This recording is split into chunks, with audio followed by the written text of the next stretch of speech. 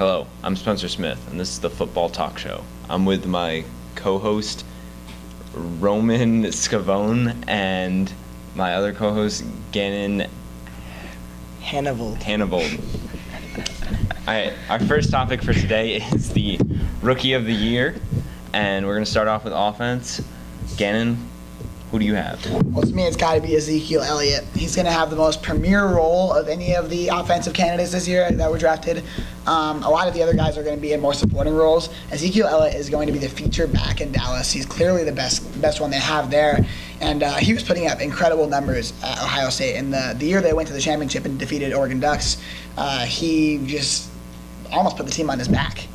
Now, I agree with you that Ezekiel Elliott might be the most talented rookie offensive player. But if you look at a system where they're completely one-dimensional team, no passing game, I don't think Ezekiel Elliott's doing anything. I do think Laquan Treadwell will have a breakout season this year.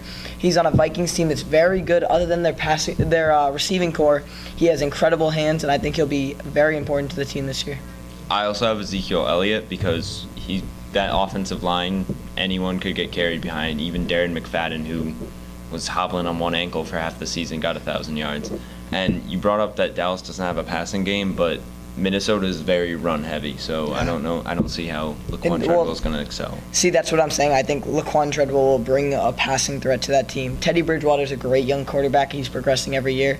Stephon Diggs stepped up really big for them last season and proved to be a major difference. I think Laquan Treadwell will do that and more this season. For me as a Vikings fan, I'd love to hope I'd love to see you become right as Laquan Treadwell as a breakout candidate, but watching this team all 16 games and every single week last year, Teddy Bridgewater doesn't throw the deep ball, and that's where Laquan Treadwell thrives.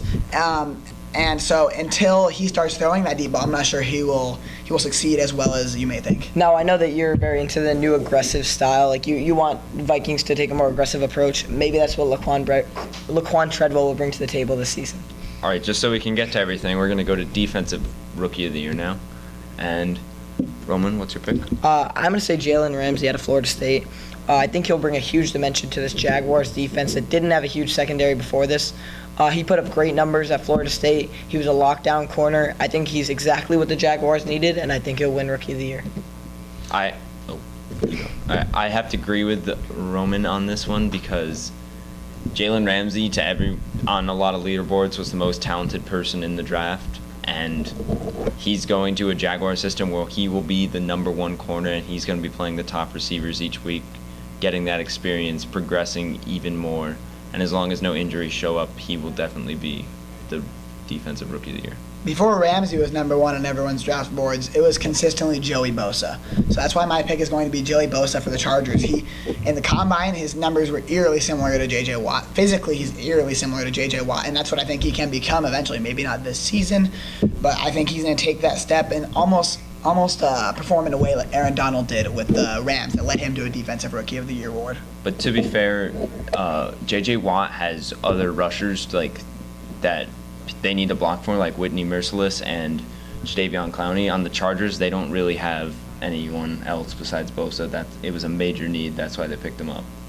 Yeah, exactly. He will be a feature.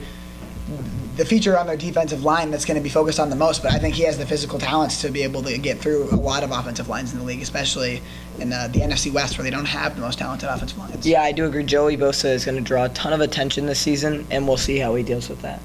All right, now we're on to our dark horse candidates for teams this year, and I'm going to go with the Washington Redskins, not improving, but taking a step back. I think that Kirk Cousins is going to turn into what Nick Foles was with the Eagles. Had a great year, but they didn't sign him to that contract, and there must be a reason behind that. Now I'm going to go on a more positive note here and say that the Jaguars are going to take an enormous step up from last season. We see what they did in the offseason. They had by far the best draft by getting Myles Jack and Jalen Ramsey. They already have an incredible receiving core and a great young quarterback. Then I honestly just think that the acquisitions that they've made this offseason, including Malik Jackson and Chris Ivory, will make the difference. You look through their depth chart, and there's almost no areas of weakness.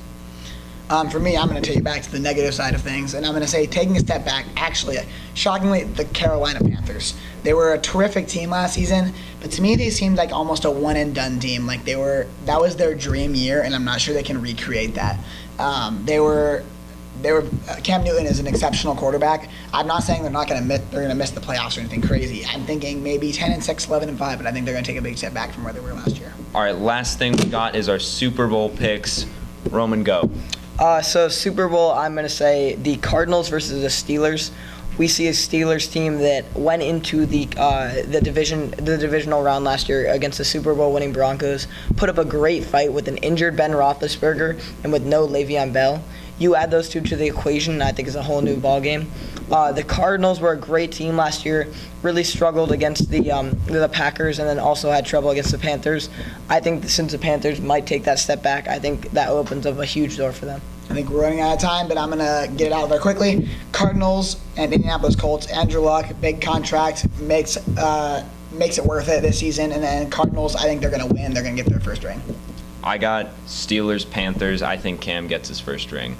Just my opinion. Okay. That'll be all.